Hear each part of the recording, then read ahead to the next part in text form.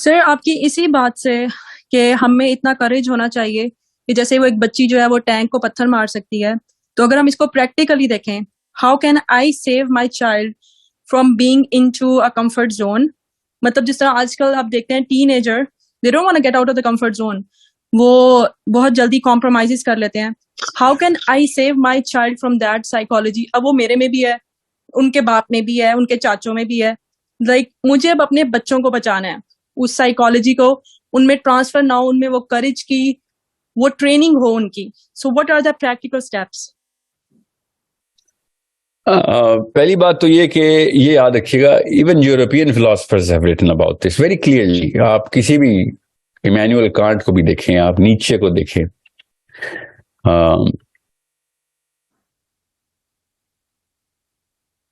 डोस्टोयेव्स्की को पढ़ें, how is he creating the concept of a hero, ये याद रखिएगा। साइकोलॉजी समझ चुकी है इस बात को कि बच्चे की जो शुरू की केमिस्ट्री होती है ना, वो बड़ी उम्र में आप उधर ही रिग्रेस करते हैं ना, कि उधर ही गिरते हैं आके। और बचपन में हर लड़की और हर लड़का, छोटी बच्ची और छोटा बच्चा, एक ही चीज पे कॉमन जो है ना वो तवाफ करता है। दुनिया में किसी भी कल्चर में चले जाए, ये कॉमनैलिटी है कि ही इन्वेंट्स अ हीरो। बच्चे हीरो इन्वेंट करते होते हैं। अभी आपने नोटिस किया, वो छोटा सा, आप उसको कोई एक फिगरीन देंगे ना, कोई भी टॉय, उसके गिर्द वो खुद अपनी स्टोरी बनाएगा, और आप देखेंगे वो खेल रहा होगा उसकी स्टोरी में, जिसमें वो सेंट्रल फिगर उसने हाथ में पकड़ा होगा और वो पसपा कर रहा होगा उस फोर्स को कि जो उसके खिलाफ आ रही है। उसके लिए कार्टून्स देखने की जरूरत नहीं है। टीवी से पहले भी बच्चे हीरो बनाते थे, जब टीवी नहीं ईजाद हुआ था। और टीवी ने खाली उसी चीज को रीप्ले किया है, और बच्चे जरा सा ज्यादा विजिबली इमिटेट कर रहे होते हैं, क्योंकि हमने भी वो कार्टून्स देख लिए थे जो जिनकी वो बात करते हैं। नहीं तो इंसान शुरू से अपने हीरो के गिर्द तवाफ करता है, याद रखिएगा।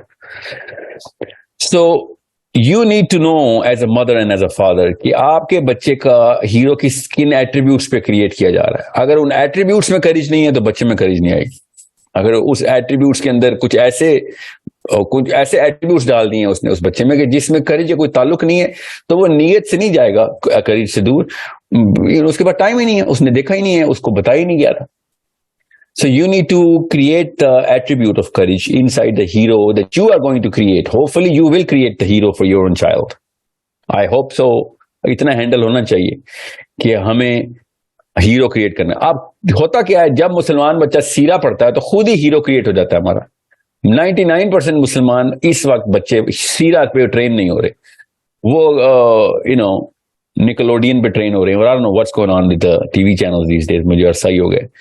आप आजकल बच्चों का कौन सा टीवी चैनल्स जो है ना ज्यादा चल रहे हैं, तो उसमें भी अब आपने नोटिस किया होगा कि 10 साल 5 साल 10 साल पहले तक विलन और हीरो के कॉन्सेप्ट्स के ऊपर ही कार्टून बनाए जाते थे। अब आप नोटिस करेंगे, मैंने एक जर्नल पढ़ा है जिसमें उन्होंने ये कवर किया हुआ है। अब मुझे वो कार्टून्स नहीं पता क्योंकि वो यूरोपियन जर्नल था, तो यूरोप के तो टीवी चैनल भी नहीं मैंने आते इधर। तो उन्होंने ये देखा है कि अब वो विलन हीरो फाइट से निकल के ना, उन्होंने या तो ये जानते बूझते किया या फिर उन्होंने इररेलेवेंट ऑफ द इवल और गुड के कार्टून बनाए, बिकॉज उस पर पॉलिटिकल इनकरेक्टनेस आती थी। तो क्योंकि वो विलन या तो काला कर देंगे तो ब्लैक कम्युनिटी को मसला हो जाएगा, छोटा कर देंगे, लड़की कर देंगे तो जेंडर के मसले आ जाएंगे, लड़का कर देंगे तो दूसरी तरफ से मसले आ जाएंगे।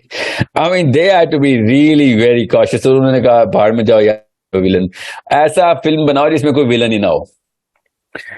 ओके, सो अब आप नोटिस करेंगे कार्टून्स में अब हीरो विलन स्टोरी नहीं होती है, अजीबो गरीब किस्म की। अजीबो गरीब मैं क्यों कह रहा हूँ, ऐसा ना लगे कि मैं कोई इमोशनल बात कर रहा हूँ। उसमें irrelevant of hero, irrelevant of villain attributes create किए जाते हैं।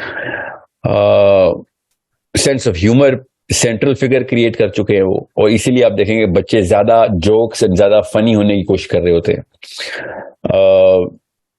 सेंस ऑफ अचीवमेंट जिन चीजों के ऊपर डिफाइन हो रही है उन कार्टून्स में, तो आप वो देखेंगे कि उसमें भी पर्सनल लेवल पे regardless of anybody else achievement आ रही है। वही Swedish political correctness, Scandinavian political correctness की निशानी है। सो जब आप ये देखते हैं तो मैंने मुझे अब उनके नाम नहीं याद, मैं आपको किसी दिन पब्लिश करूंगा आप किसी वीडियो में कि कार्टून्स किस तरीके से, कौन से कार्टून्स में क्या आपने कैसे देखना है कि कार्टून को ना मदर्स को पता होना चाहिए। आपका नाम क्या है? मारिया। मारिया, आप मेरे साथ व्हाट्सएप ग्रुप पे हैं? जी सर, मैं वुमेन वाले में हूँ। मैंने आपका वुमेन का सेशन लिया था ना। और पता जिस भी है मैं आप किसी एक व्हाट्सएप ग्रुप पे हैं ना? यस और no? Yes yes. Okay yes. आप किस मुल्क में? कनाडा। ओके सो मारिया, आपने क्या करना है, आपने जिस भी व्हाट्सएप ग्रुप में उसके एडमिन को आपने एक रिमाइंडर कराते रहना है, I need you to work with me on this one, let me produce a series of 3 or 4 videos on how a mother should look at the cartoons and what is the psychology that cartoon is or can create. Okay, so that you can see any cartoon or any movie and find out कि इसकी value और equity क्या है जो कि damage constructively या destructively आपके बच्चों को अफेक्ट करेगी. Okay, That would be great. That would be great. yeah, I think it's a very I mean it's not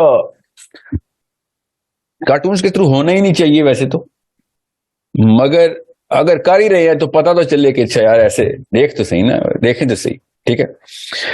क्योंकि साइकोलॉजी तो फिर भी समझनी चाहिए, उसे चाइल्ड साइकोलॉजी भी क्लियर हो जाएगी अम्मियों की, अब्बू की साइकोलॉजी, क्योंकि इसमें बड़ा हार्ड लेसन मैं दूंगा इंशाल्लाह कि चाइल्ड साइकोलॉजी क्या है. So when I look at a cartoon, I have seen 3 cartoons, मुझे वो वीडियोस मिली थी कि ये कार्टून्स देखने हैं, इसको साइको एनालिटिकल रिव्यू देना है. So I went through that and I looked at from basic human psychology, इसमें गुड एंड ईवल का कॉन्सेप्ट क्या है ना, उधर बैलेंस क्या किया, क्रिएट कैसे, कंस्ट्रक्ट कैसे किया ना, ईवल को कंस्ट्रक्ट बड़े एहतियात से करना पड़ता है. ओके, और मैंने ये बात नोटिस की है, ये गौर से समझ लें आप सारे जो कि बच्चों के बाप माप नहीं भी है, खुद भी अभी 20-22 साल के हैं, make sure you understand. Movies में भी अब इस वक्त मैंने नहीं नोटिस की, 2017-18 में मैंने मूवी रिव्यूज जो टॉप 10 चल रही थी ना, वो मैंने आई वेंट थ्रू लुकिंग एट 15, 16, 17 3 साल. वो भी एक प्रोजेक्ट ही था कि ये कैसे साइकोलॉजी क्रिएट, और अभी मिलेनियल की साइकोलॉजी पे अफेक्टिंग आर्किटाइप्स किया, आर्किटाइप बोलते हैं इसको. तो मैंने जब वो 10 फिल्में देखी जो उस साल की बेस्ट मूवीज थी, ठीक है, जो सबसे ज्यादा, जो ऑस्कर विनर नहीं थी उस साल, जिनकी सबसे ज्यादा सेल थी, तो मैंने वो देखनी थी और मैंने एक आर्टिकल लिखना था. तो वो मैंने 10 फिल्में देख तो ली, मगर वो पब्लिश आप मतलब वो उसकी कोई वीडियो नहीं है, तो वो एक आर्टिकल मैंने लिख दिया था. मैं उसी प्रोजेक्ट को मारिया के साथ में बच्चों के लिए कार्टून्स के साथ करना चाह रहा हूं, क्योंकि उसमें हमने देखा कि जो ट्रेनिंग, अगर कोई ट्रेनिंग करना चाह रहा हो इन मूवीज के थ्रू, जो हो रही है मूवी, चाहे नीयत ना राइटर की या हॉलीवुड की, तो मूवी का साइकोलॉजिकल इफेक्ट तो आता है ना. तो उससे क्या इफेक्ट आएगा, उसकी मोरल बेस के ऊपर, उसकी फैसिनेशन के ऊपर, उसकी डोपामिन सेंटर्स के ऊपर, उसकी डोपामिनर्जिक ड्राइव के ऊपर, उसके सेरोटोनिन के ऊपर, जो प्राइमरी इफेक्ट आएगा वो क्या है. तो वो मैं नोटिस, वो हमने करना था. अभी जो कार्टून चल रहे हैं मुझे तो नहीं पता, मगर आपने बस ये देखना है कि इस वक्त की जो जनरेशन है, जो छोटी है, 10 साल से कम की है, उनको और जो मिलेनियल्स हैं उनको कंपेयर नहीं करना. उनके केमिकल मार्कर्स ही और शिफ्ट हो चुके हैं, उनके थ्रेशोल्ड्स ही डिफरेंट हैं, और इस वक्त के जो बच्चे ना, इनको किसी और तरीके से कार्टून्स ट्रेन कर रहे हैं, अम्मी नहीं कर रही, कार्टून कर रहे हैं. So coming back to the original point कि मुस्लिम रिक्वायरमेंट क्या है, इस्लाम क्या चाह रहा होता है, तो वही बात है, करेज की ट्रेनिंग तो ईवल के बगैर हो नहीं सकती, करेज के विलन के बगैर करेज नहीं हो सकती, फियर के बगैर करेज हो नहीं सकती. फियर किस चीज का होता है? Loss of anything regarding life और रेपुटेशन और क्रेडिबिलिटी और लव्ड वंस और whatever, loss of something, stakes होने जरूरी है. तो अब आप अगर स्टेक्स निकाल देंगे तो आप नोटिस करेंगे कि बच्चा फिर एंकर नहीं कर सकता उस करेज को. एंकर कैसे करेगा? एंकर करने के लिए कोई अकॉम्प्लिशमेंट चाहिए टू इरेडिकेट और एनाइलेट और erase that concept of evil. तो अगर कोई इवल ही नहीं है तो फिर तो आप कुछ भी करेंगे to actually do something on that energy level, तो वो एग्रेशन में काउंट होगा। तो अगर मेजर नहीं भी होगी तो माइक्रो एग्रेशन आ रही होगी, और उसके खिलाफ पॉलिसीज बन चुकी हैं स्कैंडिनेविया ने माइक्रो एग्रेशन की, कि ये माइक्रो एग्रेशन हो रही है, बुलिंग हो रही है मेरे ऊपर। तो वो कार्टून्स में भी इसी तरीके से डालते हैं कि यार ये विलन शिलन छोड़ दो, क्यों। वो बड़ा एक मैंने आपसे कहा ना, जो लेफ्ट साइड ऑफ यूरोप है वो इतनी टिल्ट कर गई है, उनको या तो पता है तो जान के कर रहे हैं, और या तो नहीं पता तो बहुत बड़ी बेवकूफी में उन्होंने पूरी पूरी इंसानियत के फैब्रिक उड़ा के रख देने, कि अगर आपने कॉन्सेप्ट ऑफ ईवल निकाल दिया है बच्चों के अंदर से, to understand what evil is, तो दुनिया से तो नहीं निकल सकता ना ईवल, वो तो अल्लाह ने बता दिया ना। ये तो आप पर चलेगी शैतान आदम अलैहिस्सलाम और हव्वा अलैहिस्सलाम की कहानी का वैल्यू, या 300-400 साल बाद जब शैतान अपनी हस्ती को इनविजिबल करेगा inside the planets inhabitants mind, कि ये नहीं, ऐसे कुछ नहीं, आप ही ईवल हैं और आप ही खुद ही इन्वेंट करते हैं आप ईवल। इस शैतान की सबसे बड़ी चाल तो यही है ना कि ये कंफ्यूजन डाल दे कि शैतान है या नहीं है। So this is a very critical concept जो कि हमने समझना है, और ये कॉन्सेप्ट अगर बच्चों की माओं को पता चल जाए ना तो 99% काम हो जाएगा। ओके, मैं इस पे 10 घंटे भी बात करूँ ना तब भी मैं आपको बता रहा हूँ इंसाफ नहीं कर सकूंगा मैं आपको। इसके लिए एक प्रोफेशनल कोर्स बनाना जरूरी है, और उसके लिए मैं आपको ताकि ज्यादा कम देर में ज्यादा समझा सकूं, वरना अभी आपको मैं सिर्फ कॉन्सेप्ट बना रहा हूं इस वक्त आपके, कि आपने देखना है कि ईवल कितनी बड़ी कितनी खूबसूरत चीज है टू ट्रेन आवर किड्स। तो हुसैन अलैहिस्सलाम ने कहा ना कि अरब का कोई बच्चा नहीं, अरब का कोई बच्चा हमारे पास नहीं हो जिसको हमने मगाजी पे ना ट्रेन कर दिया। अरब के हर बच्चे को मगाजी पे ट्रेन, मगाजी मतलब गजवात पे, अल्लाह के नबी अलैहिस्सलाम के गजवात पे, गजवा कहते हैं जिसमें नबी अलैहिस्सलाम ने खुद फाइट की हो, और उसको जिस तरीके से डिटेलिंग की जाती थी। मैंने मेरे अरब के एक टीचर थे, जब उन्होंने फतेह मक्का की कहानी सुनाई थी ना, तो हम 91 बच्चे थे क्लास में उस वक्त, उस दिन। गौर से समझें ये वाक्य कैसे आपको बताऊं मैं। और he was narrating it in a very Arabian accent, क्योंकि मिक्स गैदरिंग थी, हर तरह के लोग थे, कुछ नॉन मुस्लिम भी थे एक्चुअली, स्पेनिश या फिलिपिनो थे, I don't remember, but I remember those were there, and that's all I remember. He you know what he did? Listen to how Arabians think. उस टीचर ने कमरे के अंदर जो लाइट्स, वेल लिट रूम था ना, उसने कैंडल्स लेके आया हुआ था वो, और उसने डेस्क के ऊपर ना अलग अलग कैंडल्स अपने डेस्क के ऊपर लगा दी और लाइट ऑफ कर दी, और उसने फिर हर स्टूडेंट से कहा कि 10-12 स्टूडेंट से कहा कि अलग अलग जगहों पे बैठे कैंडल ऑन कर लो। And we were like, what is he, John Bon Jovi? He's trying to play John Bon Jovi. What are you trying to do? ये क्या कर रहा है? कॉन्सर्ट हो रहा है? But no, he knew what he was doing. He was creating the aura. और उस बंदे ने फतेह मक्का की कहानी शुरू की बगैर बताया कि आज उसने फतेह मक्का सुनानी है हमें। सीरा का एक चैप्टर था जिसमें उसने फतेह मक्का शुरू करनी थी, और फिर उस भाई साहब ने जो हमारे दिमागों के साथ गेम की है ना, मैं आपको बता नहीं सकता हूं। उस भाई साहब ने फतेह मक्का को एक narrative between two people dialogue के थ्रू शुरू किया, कि एक बंदे के दूसरे बंदे से डायलॉग क्या चल रहा है, और वहां से उसने फतेह मक्का की कहानी शुरू की। और जब वक्त आया ना कि नबी अलैहिस्सलाम ने अलाव जलाने शुरू किए हैं, फतेह मक्का आपको पता है ना, आप सबने पढ़ी हुई है सीरा, आई एम अस्यूमिंग जिसने भी पढ़ी है उसको पता है मैं क्या कह रहा हूं। तो प्रॉफेट सल्लल्लाहु अलैहि वसल्लम ने जमीन पे अपनी आर्मी से कहा कि फैल जाओ और अलाव, आग का अलाव जलाओ, क्योंकि Abu Sufyan had ridden to the top of this tiny little hill, और उसने सर्वे के लिए एक टीम भेजी थी और खुद भी आया था कि मैं देखूं तो सही मुसलमानों की कितनी फोर्स आई है। तो प्रॉफेट सल्लल्लाहु अलैहि वसल्लम ने शाम तक का वेट किया था और कहा था कि हम रात को इन लोगों को दिन को पता चल जाएगा हम कितने हैं, तो we have to show them, we have to intimidate them. So फैला दिया अपनी फौज को नबी इस्लाम ने, और सबसे कहा कि आग का अलाव जलाओ और आग के अलाव के पास ना बैठना, दूर बैठना। तो अबू सुफियान जब पहाड़ी ऊपर गया ना, तो ही लुक्ड के पूरे मैदान में मुसलमान फैले हुए, हालांकि उसको तो नहीं नजर आता, ही वाज टू फार, उसको आग के अलाव नजर आ रहे थे। अब इस दौरान तक you need to understand, he just wanted us to feel that little flame, he wanted us to see के रात को क्या समा होता है। उसने लाइट ऑफ की हुई थी और बयान करा था वो, और जिस तरीके से उस बंदे ने वो वॉर क्राई क्रिएट की थी ना, कि जब मुसलमान एंटर हो रहे हैं, और ये वाहिद लड़ाई है जिसमें लड़ाई असल में नहीं हुई।